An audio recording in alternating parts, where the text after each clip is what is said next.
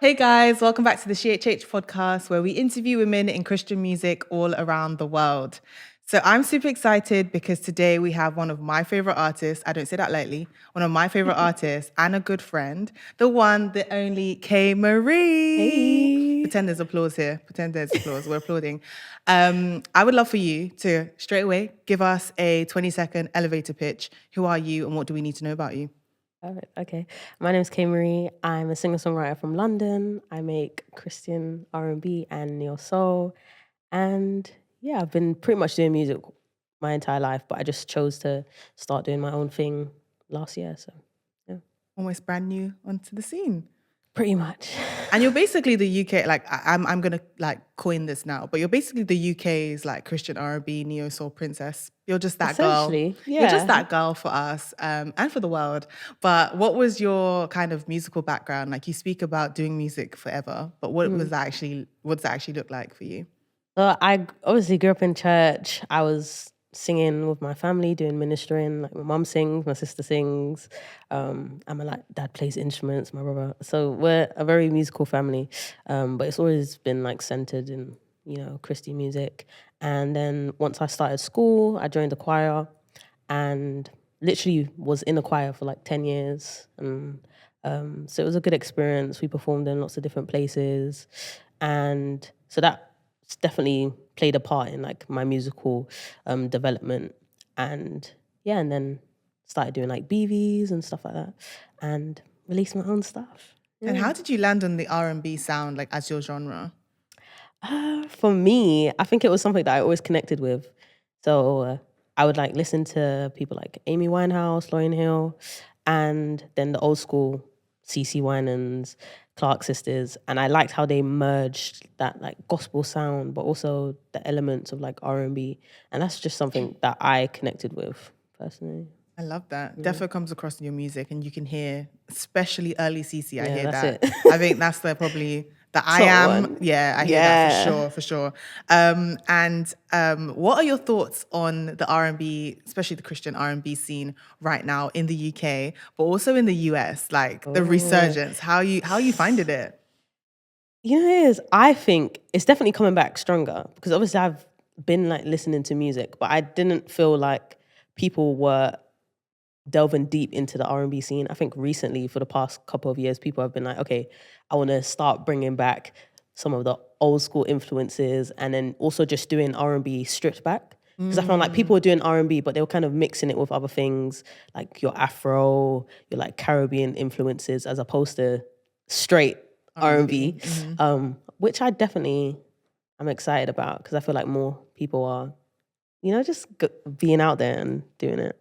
What do you think about the genre as a whole? Because obviously, stereotypically, and especially back in the day, R&B had a connotation of like baby making music, love making music. And even when like the people like CeCe and Mary used to dabble in it, made those songs, they had a lot of like negative backlash. Yeah. So obviously we've reclaimed it back and we have the music coming out now. What do you think about the genre as a whole, and how did you come to terms with the fact that this is where I'm gonna be making my music in? It's interesting because I definitely get what you're saying.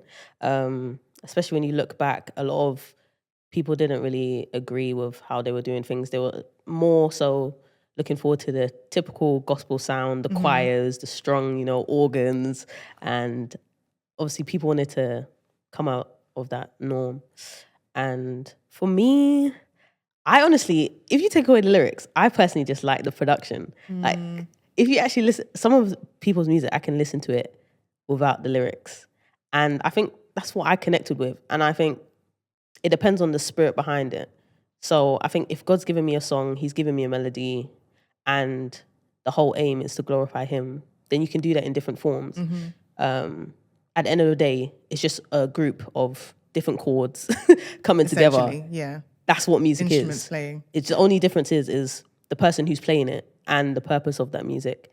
So I feel like as long as you have your head screwed on and you're not thinking about certain things, then you should be all right. But I understand what people are saying, because some of the songs, I think that's why it's important to be careful about how you write things and the lyrics. Yeah. Because you can listen to some of these songs and the starting point is like there's no mention of like Jesus, there's no like biblical terms or anything, and it's like, who are you talking about?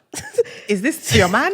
Yeah, literally. Should I use this for my man? Like, I love him so much. Who do you love? Who are you talking about? I want to be together forever. Okay, that could be anyone. That could be anyone. So I think that's the important thing that you have to think about. Your intentionality about the lyrics. That's really beautiful. And I'm glad you believe that, because your music is necessary. We need it. This genre is necessary. A lot of us enjoy it. And I think it's good that people are starting to find not like the middle ground, but a ground that makes sense, that still glorifies him, but is enjoyable, and like we can enjoy the music. You mentioned some of the artists that you liked to listen to and got all of your influences from. How do you respect and pay homage and love their sounds while still bringing something new and something that is Kaye-Marie and something that's like UK as well? It's not in an American accent. Like, how do you do that? It's hard though, because for some odd reason, some people, I don't know if it's because of the way I sing, but some people think I'm American. Yeah. So I don't know if it's because of the sound I produce, like when I do the music, when they listen to it, or if it's actually how I sing. I don't know if it's production or is it me singing. It might be both. But I think that tends to happen with English artists when they sing and it sounds American. I don't know what it is, but I think it's because a lot of the music you listen to or are grounded in has an American accent, and you don't realize that you're not singing in your accent anymore. And I feel like when it comes to R&B, singing in a British accent, it doesn't work. It doesn't bang. It doesn't. Sorry, I love our London accent. We sound like home. Yeah. And then you go singing, and you're just like, nah. It doesn't work. I feel like for me to do it, I would have to be doing like indie music or a ballad, like Adele or something, for it to work. Because I can sing in a British accent. I think it's just my natural default. I think do a song and like don't tell anyone that's what's happening. And then like when the comments come down, like something's off here. Literally. And I feel like that's what it is going to be. But yeah, I think when I talk to my producers, I always have a strong, this is how I want it to sound. Oh, I want it to sound old school. I want there to be like an influence in terms of you listen to it and you're like, oh, she's definitely done her homework. But I always tell them, make it refreshing, make it like new as well. Don't immediately think, okay, let's just make this a throwback track. Make it, oh, I hear the influence, but I also hear that it's Kaye, you know? Yeah. And it's different, and it's not just the like tribute band, essentially. Yeah. Now that's really good. And it makes sense to like dive into the music right now. You've had a good year. Been all right. You've had a good 12 months. You really have. Because it's still so surprising to me and to a lot of your fans that you really only started doing music properly, if you like, 2023. Like it's been a year. It's been a year plus, right? Obviously you had a few singles before then, but it's been a year plus, and you've just been on your game. Like every single's been top notch, but also you've been consistent with it. Like it's not been like a one song disappear for a year, which is fine, by the way, That's artists. All right, guys. That's okay too. But you've been really on it. So putting this together has been really enjoyable because it's stuff that's on my playlist. Do you know what I mean? And I would be amiss to not start with the song that I think kicked it off for you, even though it's not technically your first song. Yeah. The song that really got our gears grinding. Is that the phrase? Pretty much. I really love this song. Lives in You, okay? So this song came out last year. Yeah. And this was the beginning of you telling the world like, hey, I'm a Christian R&B artist now. Follow me and listen to the message. Well, how did you write and produce the song? It's crazy because it wasn't meant to be my first single. My first single was meant to be Love Never Ceases. That's it? Yeah. Okay. But then obviously I was speaking to people and we were basically saying that it was sort of an alternative sound. And I wanted people to put me in the R&B category. So I was like, okay, I went to my producer, Andre Fisher, shout out to him. And I was like, see, I like the sound that we're going with now, but I think you should scrap this and make a whole different track. From Love Never Ceases? Yeah. Wow. I said, let's scrap that. We're not doing that. So that's what I went to the studio for. And I told him, no, I want something R&B. I want something CeCe Winans like inspired. I want that old school vibe. And he was like, okay, I'll make you something. So obviously we're in the studio. He did the track. He sent me the track. And basically, in a day, I wrote that. In a day? Yeah. It just flowed. It just flowed. Because I knew that's what I wanted. And that's what I wanted to do. And then once we got into it, I was like, Lives Anew, this is my first track. You knew. Immediately, you're going to listen to it and be like, I know what Kaye-Marie is about. It's about, yeah. You know? And then the rest of the tracks would just be the layers of who I am. But for the first one, I wanted to be like, I haven't heard this vibe. Mm-hmm. Like when people heard it, let's be real, like It's in the UK, they're like, who's doing that? Who's doing it? You know, that's what I wanted it to be like.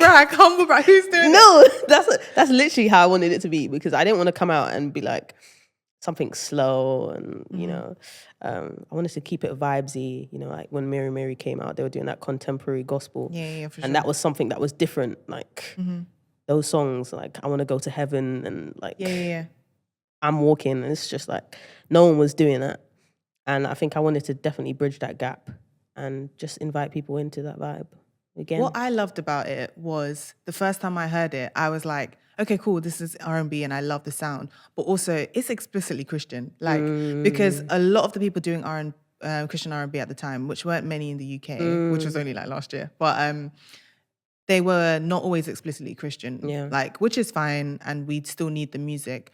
But I would question, who is it about? And at the time, like when I wasn't married, I was a bit like, listening to this now. Yeah. Which who am I singing to? What am I singing about? You know? No, literally. So to hear a song where it was like, He Lives in You, listen, I'm not gonna question if this is about like this person, that person. It's like, it's about Jesus. Like I can listen to this and feel very much connected to the spirit writing it. And I think all your songs do that. They're not always like Jesus, hallelujah. Yeah. Like they're not always like that, but they are all songs about him. Explicit, yeah. And was that intentional? I know you said you wrote the song very quickly, but was that intentional when you were writing it? Definitely. I think it also stems from, obviously my parents are very supportive. My family is very supportive about my musical journey. But when I'm like writing, my dad would specifically always tell me, make sure that when someone listens to your song, that they know who it's about. So he would say things like, even if you can throw in Jesus in there one time, or just something like scripture, like that's based on scriptures. Because the whole point is that people listen to it and they're pointed to Christ. If it's a case where they have to do their own research to find out who it's about, or open to interpretation, then you've kind of missed the mark, because the whole point of doing gospel music is for people to understand what the gospel is and who it's about. And so I feel like I always hear his voice in the back, and I always play my songs to them, and they're like, okay, I hear the lyrics. And that's the main thing. So I think it's always good to have a person to be like, okay, I don't know who this is about. You need to be more specific. Yeah. And I think throughout my journey, in terms of writing my music, I always want to listen to the lyrics and be like, okay, I know what the purpose of this song is for. But I love that even though it is like explicitly Christian, explicitly gospel, you could play that anywhere. Like You can. So, a little story for you. I was on a work call, and I work with creators, and a creator jumped on the call. And I knew she was a Christian already because I knew the creator separately. And they had said to her, like, you can play music as people join the call. You know that awkward bit when everyone's saying, oh, good morning and stuff. Good morning. They were like, we're not doing that. Like, play music and we'll just wait as people join. And she played your song. Oh. And I remember like taking a picture and being like, or taking a video or whatever, and being like, Kaye-Marie is being played in a very secular space, and people, and like people's cameras are on, and they were like, and I was like, I know her. So I love that. That's a like testament to the music, of course, but it's also like a testimony of the fact that you as a Christian can make relevant music that is enjoyed in different spaces, but isn't compromised in any single way. And so I just want to commend you on that, like, because I think I don't see that. I think, yeah, you're right. People like Mary were like the few that could do that well, but it's very difficult to do that. Yeah. But I've always said that I want my music to not just be played in a church. You know, I want to go into a shop and hear my music, and it's just like, you know, that's about Jesus. While you're picking your t-shirts. Literally, like, I see you vibes in. You know who you vibes in for? Like, I would love that. So, no, that's really beautiful. That being your first single, did you ever feel pressure like, oh, I'm going to have to top this now? 100%. 100%. I feel like deep down, I'm slightly a perfectionist. And I think even before I released that, I was thinking, how are people going to perceive it? Even when I was sending it to people, like, this is good. I was like, I don't know. And so it always takes me a bit of time to warm up. But obviously I was like, in my head, I do want to be consistent and not just release one song and like disappear, which is not bad again.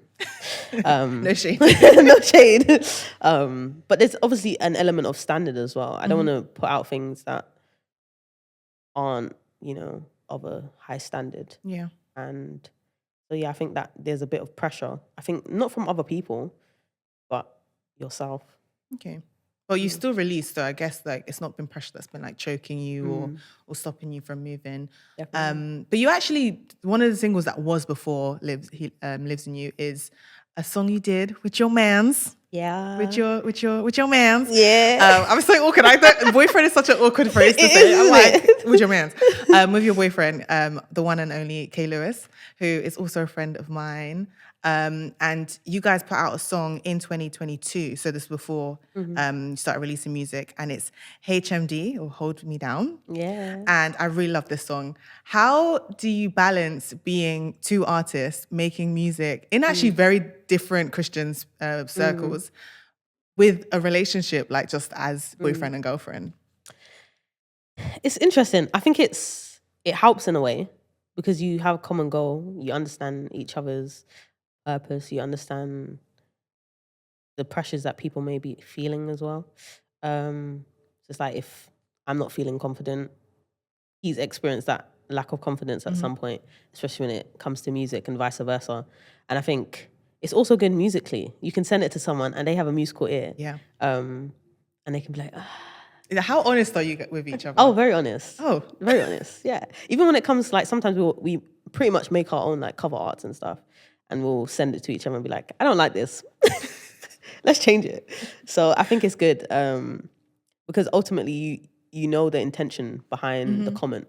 There's some people where they'll say things and it's like, it's the intention is not to help you, it's to bring you down. Yeah. But essentially we're together, so I know you're just trying to build me up.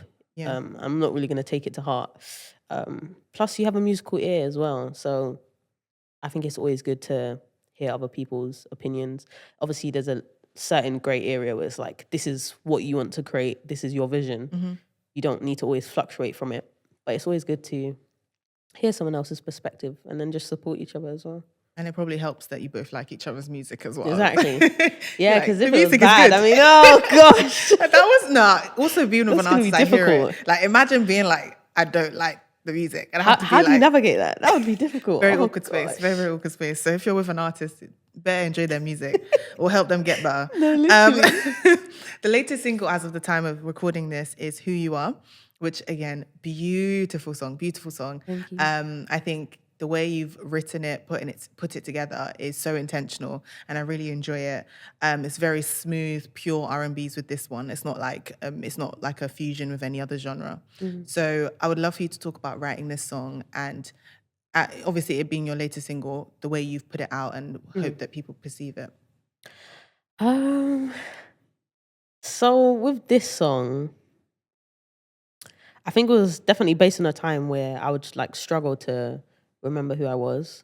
There's just been many times where I've done things, and in that time I'm thinking, God's not even looking at me right now. I think like a sense of embarrassment, as also a loss of identity, I think. And obviously partly when I was writing it, I wrote it. I think when did I write it? I think I started when I was in university and then I just left it sitting there. But definitely that was like a rough time for me in terms of like my identity and going through things. I think sometimes as Christians we find it hard to navigate kind of trailing off a bit, and that can compromise like how we view ourselves. But we also start to think that God's view of us changes as well. And ultimately I think it's just down to one, you don't really truly know who God is, and you also don't know what he's put in you as well. And I think that's what this song was about. Basically just like a reminder about who you are once you come to Christ, who he's called you to be. Mm-hmm. And that part doesn't change even when you make mistakes, even when you basically don't talk to him for a while or don't pray or stuff like that. There's always a come back home moment. I love that you're having that conversation with yourself, and then the audience is now hearing it and they're having that conversation with themselves as well, being like, it's almost like a look in the mirror type thing. And I love when they speak about the word as a mirror, where you're seeing yourself now, but you're seeing your true self as well. And I think this song kind of reflects that in a really beautiful way, obviously with a great melody as well, but in a way that's like a reminder, like music has the power to stay in your memory a lot easier than just normal words. So I think it's really beautiful doing it like this, where you can go away and be like, this is who I am. This is who you are, speaking to yourself. I said you've had a good year. You really have, because you've been nominated for quite a few awards through your Breakout year, really. You've been nominated for Best Newcomer at the Premier Gospel Awards, Best R&B Act at the TMMP Awards, even our own SheHH Awards. You were nominated as New Artist of the Year. I think you won. Yeah, you won New Artist of the Year. I should know that. You won New Artist of the Year. How does it feel having such a big first year? Obviously, a lot of artists ease into the scene a little bit smoother, in the sense of like it's a slower, then it goes up gradually. You came in and it was like day dot. Everyone was like, cool, who's that girl? Crazy. How's that felt? And how have you kind of managed that over the last 12 months? I think it's interesting. I think it's definitely been like fast paced, a bit unexpected, but it's just a case where you just put out your music and then you just run away. That's and then whatever happens. But I've just always been that person. I love the creative aspect of it. I love putting the music out there. I love doing the content. And then everything else is just a bonus, I would say. And yeah, I think it kind of shows that what I want to happen is happening. The whole point was to reach lots of people. If I'm nominated, that's great too. If I win awards, that's great too. But that also shows that I'm having an influence. And I think that's what we're called to be, influencers. Yeah, for sure. And to do that in such an impactful way. And even it only being a year, and the reason like it probably went so, I don't want to say hectic, but so like intensely, is because you were really consistent. I think everyone really loved Lives in You, but it wasn't like we had that song for a year or 2 years to like enjoy, and it was just that. It was, you guys are enjoying this, cool, there's more to come. And you've dropped several singles since then. How do you, or like what advice can you give to an artist, a fellow artist who wants to be as consistent, who wants to get music out regularly, but it's expensive, or it's difficult? Guys, it's expensive. It's expensive. Everything in this life is expensive. What advice can you give, like realistically or practically, that says, hey, let's be consistent and like, let's make this happen? There's a few things really. I think the first thing I would say is definitely submit your ideas to Christ. I think when I came in, I was like, okay, cool. God, you've given me these songs, and obviously they're not just for me. So you need to make a way for them to happen. So even that first single, I didn't pay for it. Ooh. Yeah, I had people sending me money. Like, I feel like I just want like to gift into what you want to do. Your so ministry, that whole, essentially. Literally. So that my biggest single was literally people saying, I want to gift you, and literally for free, the whole thing. And it wasn't cheap. But yeah, so things like that.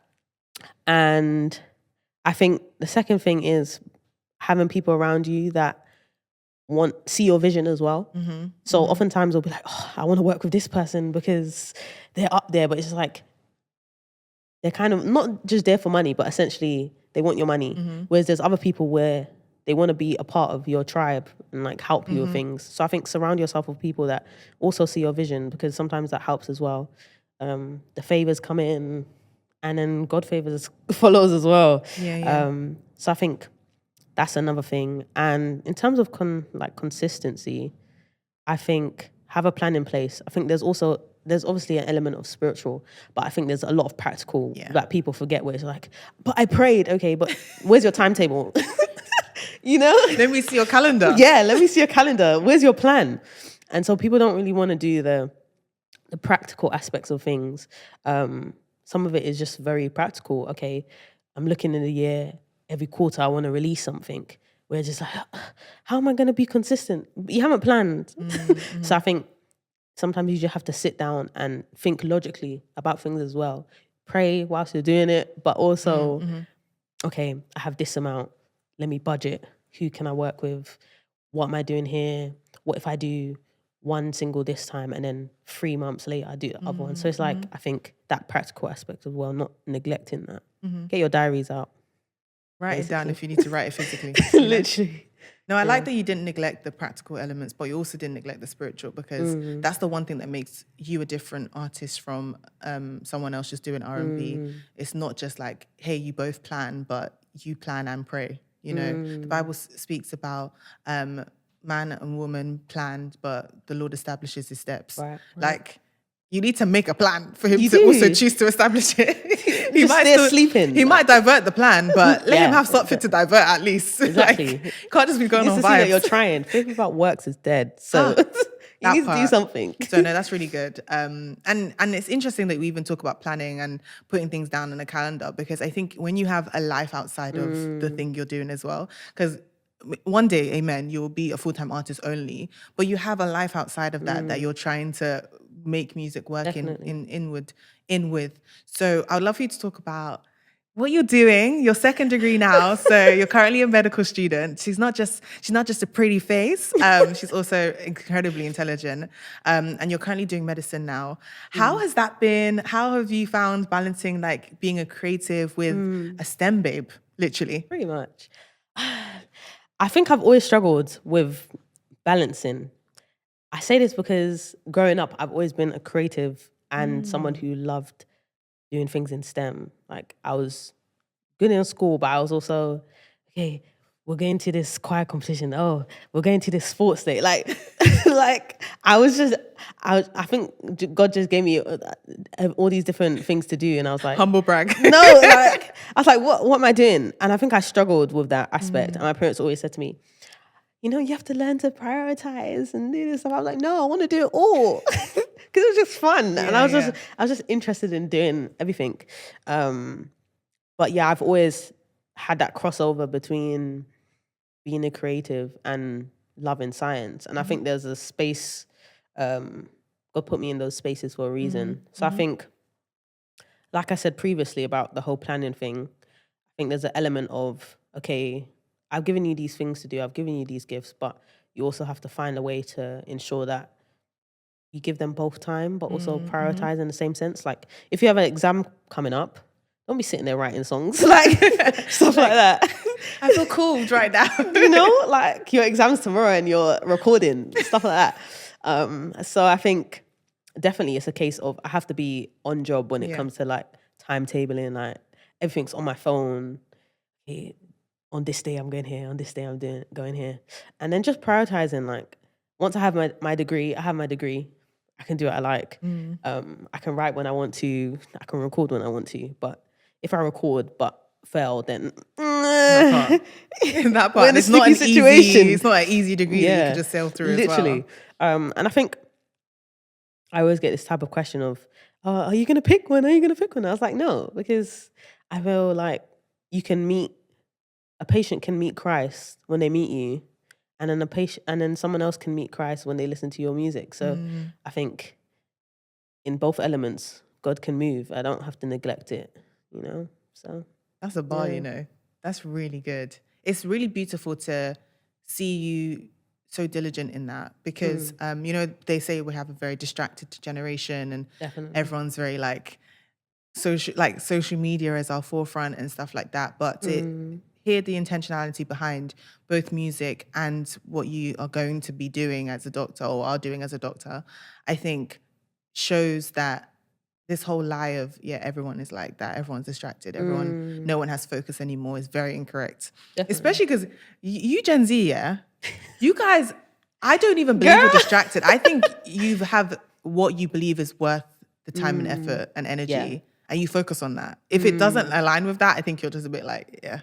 And I think we've probably just moved away from like social norms. And I think the other generations were very set on, if I don't focus on this particular route, then everything goes haywire. And we're breaking free. We're breaking free.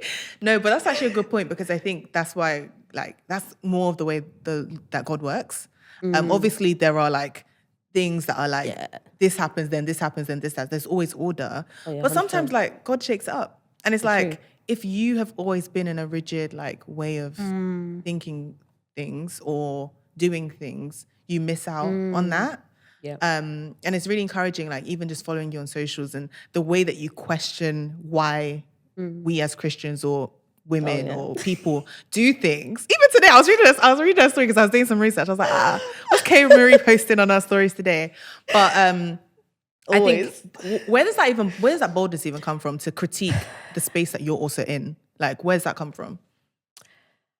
I think I just speak to a lot of people, and most of their experiences have come from not speaking out about things, or the people that do speak out, they do it in a way where they're trying to influence people and not actually understand where people are coming from. And I think being on the outside, I'm also taking into consideration like the mental aspects of it. So I class myself as like a mental health advocate as well.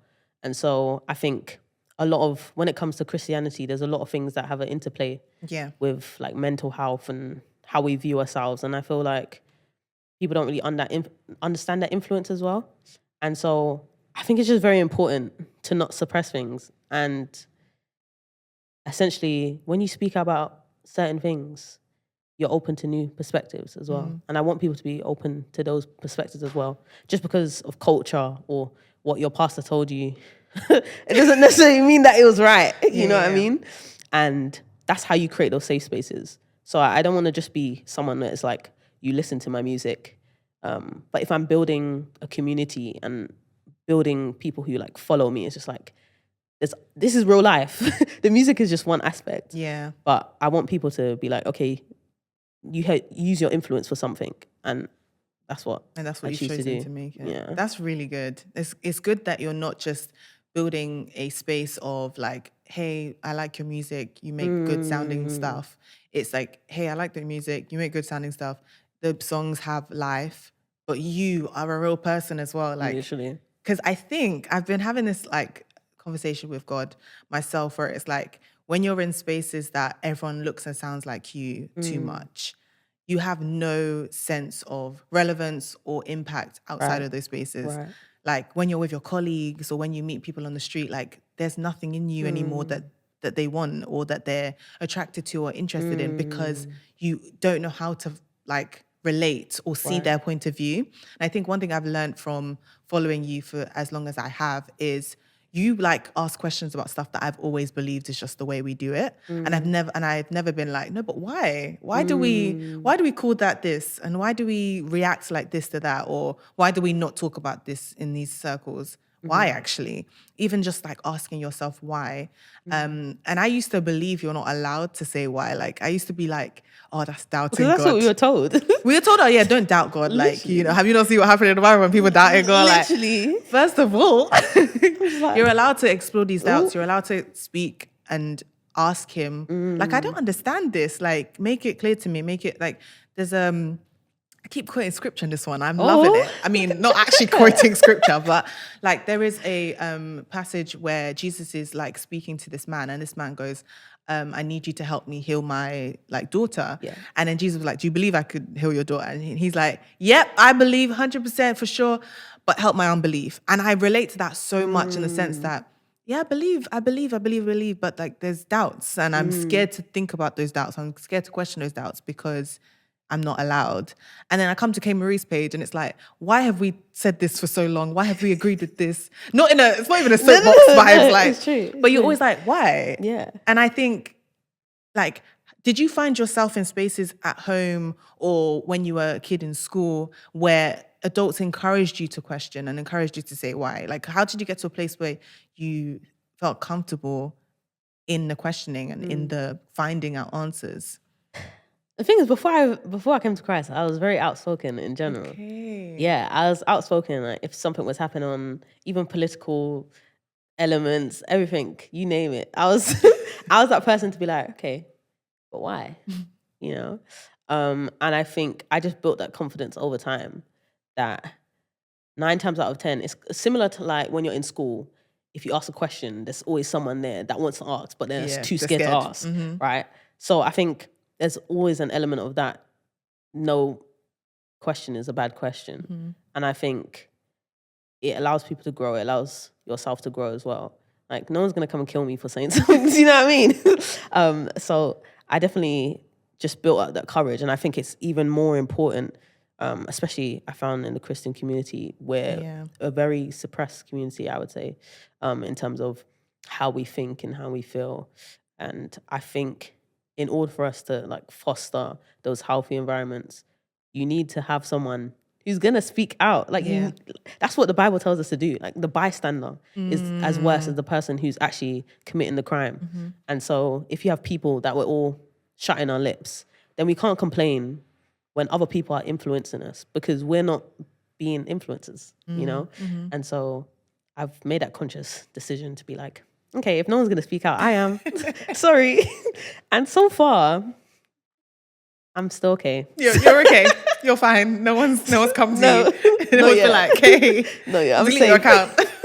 I'm safe. No, that's good. I'm really glad to hear that. And I'm glad to see that that's going to be a constant with you. Alongside music, people are going to get real life with you. What's something you're excited for that's coming up soon or in the future? Something in your career or maybe just life-wise that you're super excited to experience?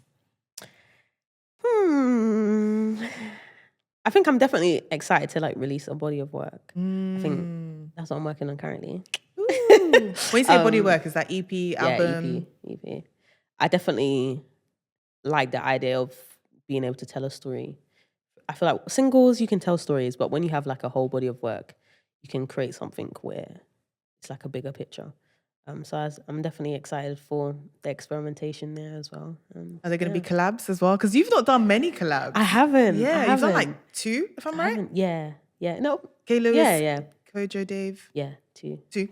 Look at me with my research. She's doing good, guys. She's doing good. Is that going to happen? But yeah, definitely. I feel like I just wanted to establish like my identity and my musical space before I did my collabs. But I'm all for a collab, to be fair. It's just obviously my schedule is a bit... I be studying, guys. I'm sorry. But yeah, I'm always open. I think collaborations is needed. Definitely. Yeah. Okay, so we're doing something a little bit different this season where we give our artist a special random question, like a really out there question. Oh gosh, guys. And your question today is, what TV show or music soundtrack do you think your music would fit perfectly into, and specifically, which songs? Oh gosh. Shout out to my husband for helping me write that question, by the way. Like, guys, that's hard. I think I have my answers. Do you actually? Yeah. But we'll say that afterwards. What like genre of TV and film do you think it would be? I think TV or film, it would have to be like a romantic. Okay. I feel like a romantic film, love never ceases in a romantic film, where they're having trouble in the relationship. It's giving like those black rom-coms from the day. They're having trouble, and then they're both in their room. Just picture it. They're both in their room, and then just thinking about their relationship, and then the song comes on. Guys, it would eat. It would. I see it. I hear it. I see the vision. I hear the vision. Like, don't ask me for specifics though. I don't know. Mine for you was like was like something like Proud Family, the theme song of that, like Destiny's Child, Solange. I think doing something like that with like Lives in You. That would be cold. So like some kind of like black Christian show. Yeah. That's like for the teens, for the kids and the teens. And then that song with it. That would eat it up. Guys, no crumbs. Shout me. Let's make it happen. Let's make it happen. Okay, final SheHH classic question. What would you love your legacy on this earth to be? When is your time to go? What would you want people to say Kaye-Marie was all about? Not putting yourself in a box. and just embracing your identity and embracing everything that you've been through. And that's what makes you you. Well, thank you guys so much for watching. Thank you for having me. Thank you for being here. Make sure to share this episode with a friend, and we'll see you in the next episode. Love you guys. Hi guys, I hope you enjoyed that episode of the SheHH podcast. If you did, please leave a like rating, comment down below, and share this episode with a friend. Follow us on Instagram and TikTok at SheHH Podcast.